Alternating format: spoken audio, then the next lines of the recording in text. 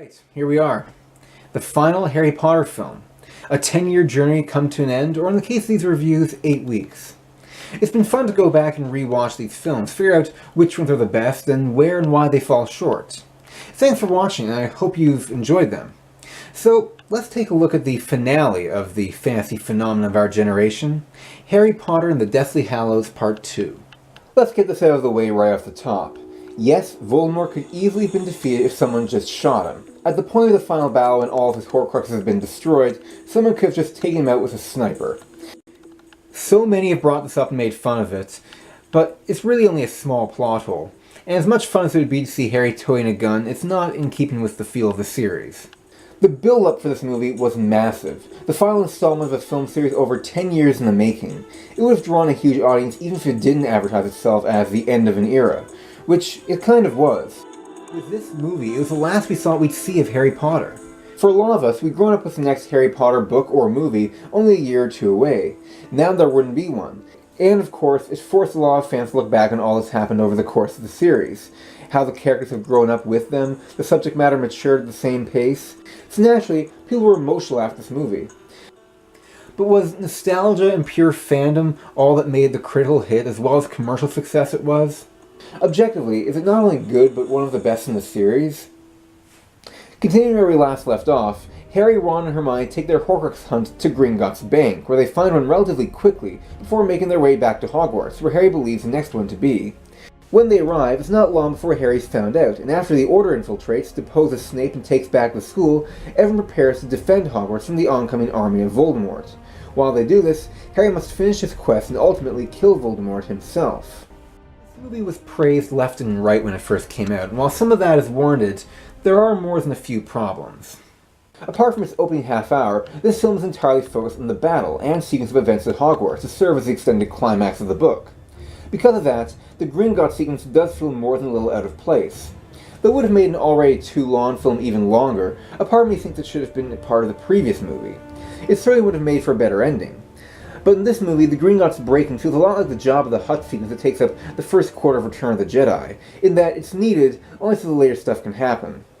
There are a couple things the film adds because it's in the book, but has no other context, making for some confusing developments. Like why Hermione couldn't just give the Goblin Bellatrix his wand as proof, or the reveal out of nowhere that Lupin has a son, and that Harry knows about him only after Lupin's died. And Aberforth's distant relationship with Albus. He brings up how he blames Albus for their sister's death, but this is never brought up again. In fact, every hint about Dumbledore's backstory brought up in the last couple films goes absolutely nowhere. You have no idea how or why his sister died, how he's connected to Grindelwald, who only appeared for a couple seconds in the last film. I'm not even sure he was named in these movies. And what was with his apparent power hunger? There's never a confirmation that Harry has all three Hallows, his cloak being one, and given the relative pointlessness of the Resurrection Stone, for a film with Deathly Hallows as its title, only the Elder Wand is in any way significant. And maybe the most obvious plot hole is how Harry survived Voldemort's curse. How was he able to return from that heaven with Dumbledore? If he wasn't even dead, how did he not die? Is it that same bullshit the magical power of love as before? It's never explained. It really makes me wonder why they brought these plot threads up at all if they were just going to cut the payoffs. The means by which Snape is overthrown as headmaster is really quick and a little too easy. And if Voldemort could take down Hogwarts' defenses just by pointing his wand hard enough and yelling, why didn't he do that before?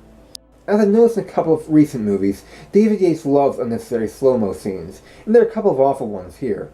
The one with the snake lunging at Ron and Hermione is particularly ridiculous, as is Harry and Voldemort crawling towards their wands. The scene after Harry's death is supposed to be grim and emotional, and while it's played with some weight, the drama is immediately diffused by goofy moments like Voldemort smiling like this, or hugging Malfoy awkwardly, can you tell he's never been loved? Or, of course, this. Are we supposed to take him remotely seriously? And also, though it's epic, the final duel was really over the top. Again, the slow-mo didn't work very well, the pointing the wands really hard did look silly after a while, and Voldemort's death was pretty underwhelming. In contrast to all this though, the good stuff in this film is really good. Though its placement was distracting, the Gringotts episode I thought was fairly well done. It's kind of fun to see a break-in a Harry Potter film, especially given how impenetrable we've been led to believe the bank is. For all that talk, both it and Hogwarts have been invaded quite a few times now. And Ron with a beard alongside Helena Bonham Carter acting a lot more like she's in another Tim Burton film was pretty interesting. I also realized watching the sequence, I want to know more about the goblins. The Raiders of the Lost Ark ripoff took me out of it though. Once you make it to Hogsmeade and subsequently Hogwarts, the pacing is really good, both in the action scenes and the somber ones. The quiet before the storm is especially chilling, as we see the professor's castle defenses. And when Voldemort gives him a reprieve, how kind of him. The visual of the price paid to protect Harry is very affecting. This is the film where the characters start dropping like flies. Harry enters the Great Hall to see among the bodies Lavender Brown, one of the Patils, Lupin and Tonks, and perhaps saddest of all, Fred Weasley. And I like that doesn't linger on these deaths, or show the characters die like it did in the book, because it makes the suddenness of their apparent sacrifice resonate with the audience, allowing us to relate more with Harry's feeling of guilt over such a great loss. Though some arcs are left annoyingly unresolved, the payoffs and reveals we do get make sense and deepen the characters. The destruction of the Horcruxes is done well enough, even if it's remarkably convenient how quickly they're getting through them compared to the last couple movies. Oh, let's talk about the visuals. These are some of the best in the series. Now, I'm not just talking about the effects, though those were pretty great too. From the spells, apparitions, architecture, the layout of Gringotts was a lot more exciting and interesting than in the first film, to creatures like the dragons and even the giants. Oh, and the Voldemort fetus. But the way many of these scenes are shot, both before and during the battle, really convey the grand scale of this final installment. Whether it be in the destroyed sections of the castle, or the army behind Voldemort ready in the charge.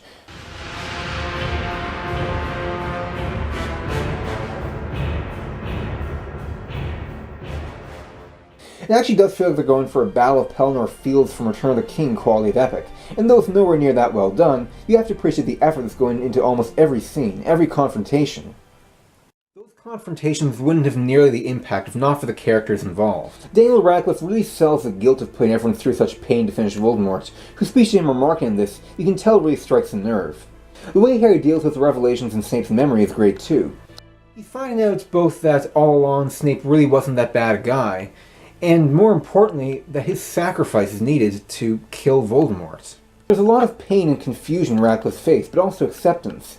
This was the point I first realized Radcliffe would be okay after Harry Potter, that he's a talented enough actor to escape the shackles of this franchise. Ron and Hermione, though they don't get as many moments as in the last film, are still pretty good, both as Harry's support and capable in their own right. And of course, they finally get together, in the Chamber of Secrets of all places. Voldemort in this movie gets a lot more action, and aside from his conversation with Snape, we don't get to see the subtle intimidation and power of presence that's characterized him in the past films. But his reactions when the Horcrux is destroyed, and his first realization that they're being destroyed, is pretty great. I think too is another indicator of Radcliffe's abilities, that he's able to hold his own against Ralph Fiennes throughout. Michael Gambon returns as Dumbledore in that very interesting train station scene that always felt like something of C.S. Lewis. The flashback scenes in the Pensive were also interesting, if needlessly distorted at times. It would be so much better to actually immerse Harry in these scenes. McGonagall gets some good moments, her duel with Snape is pretty awesome, and I like that she really takes charge in arming Hogwarts. At her side is Molly Weasley, who I haven't talked about much, but since the second film, Julie Walters' performance has gotten better, moving away from the comically campy to the point that you believe she could be enraged and skilled enough to kill Bellatrix for mocking the death in her family. Helena Bonham Carter doesn't get a whole lot to do with Bellatrix, aside from laugh maniacally and get killed, but as Hermione playing Bellatrix, she's enjoyable, and it's nice to see her do something different. The Malfoys are still in over their heads, and all three, Jason Isaacs, Tom Felton, and Helen McCrory, get good moments. I love how after Harry revives and everything goes chaotic again, the Malfoys are just like, we've had enough of this and leave. And of course, this movie was a great opportunity for Matthew Lewis. Though Neville's never done a whole lot in the movies, it's still pretty cool to see how far he's come from the forgetful, timid nerd he began the series as. Neville gets a lot of great scenes and is ultimately one of the champions of the film. In fact, his killing of Nagini, coupled with his reigniting Dumbledore's army and his bold, hopeful speech in the face of Voldemort, honestly makes him the movie's biggest hero after Harry. Though it wasn't in it much, it was terrific to see John Hurt as Ollivander again, and in 10 years he has not forgotten how to play the character both colloquial and uncomfortable. After a decade, we also see Griphook again, and I like how they took this bit part from the first film and expanded it with the same actor for a change. Warwick Davis gets a meatier role here than he's had in any of the films, and you can tell he's enjoying it. And so am I. I would have liked to see more of this shrewd, untrustworthy goblin. The movie also introduces Aberforth Dumbledore, who probably should have been dropped altogether, considering he raises more questions than he answers. But Ciaran Hinds is good and almost unrecognizable in the role. I probably wouldn't have guessed it was him if not for the voice. Kelly MacDonald appears as a Grey Lady, and likewise could have been cut if not for being a plot device. The cast for this movie is huge, so you can't top it the seemingly dozens of names in the end credits. Most of the secondary characters from throughout the series reappear here, and I like that the movie tries to give everyone a moment of recognition. It makes the universe feel vast, and a lot of these faces are nice to see. Hagrid, Lupin, Tonks, Kingsley, Arthur, Fred, George, Bill, Fleur, Seamus, Dean, Flitwick, Sprouts, Slughorn, Pomfrey, Ginny, Percy, Cho, Wood, Filch. Yeah, Filch. Even the dead like James, Lily, and Sirius. I admire the series for keeping the same actors as James and Lily throughout. But I've been building to it. The character who steals the show is, of course, Snape. From the opening, which curiously features him looking out over Hogwarts, despite how minimal a part he played in the last film, you're given the clue that however this turns out, he's going to play a key part. And he does. Of the entire Harry Potter series, this is Alan Rickman's best performance. Arguably the best performance of any of these films. Rickman knew the secret of his character ahead of time, that Snape was entirely motivated out of his love for Harry's mother Lily, and because of that, he's always been protecting Harry for her memory. It also makes his relationship with Harry more complex, considering how much he hated Harry's father in contrast. The fact that he looks a lot like his dad certainly wouldn't help things. But all along he's cared enough to the point he's angry to learn Dumbledore's known Harry would have to die. The scene where Voldemort sets Nagini on Snape, and his subsequent final moment with Harry, is played really well, and even more so are the scenes in The Pensive, where we see him grieving over Lily's death, heartbroken. Something about him being such a stoic and serious character most of the time, letting loose this flood of emotion, makes it all the more heart-wrenching. It's just a great redemption for the character, and an excellent performance by Rickman. Watching it reminds me how much of a loss Alan Rickman is. I know he had an even better performance yet in him. Harry Potter and the Deathly Hallows Part 2 earned this kind of performance, as well as all the fan service it gave. In addition to characters, there were a number of callbacks and flashbacks of previous moments that will obviously make fans nostalgic. Little things like the Cornish pixies in the Room of Requirement, or the return of that Seamus explosions running joke from the first film, to more noticeable stuff like the classic John Williams score, and seeing the Chamber of Secrets again, and what's become the Basilisk. Some of it's a little forceful, but I don't mind it much. Which is something I can't really say for the epilogue.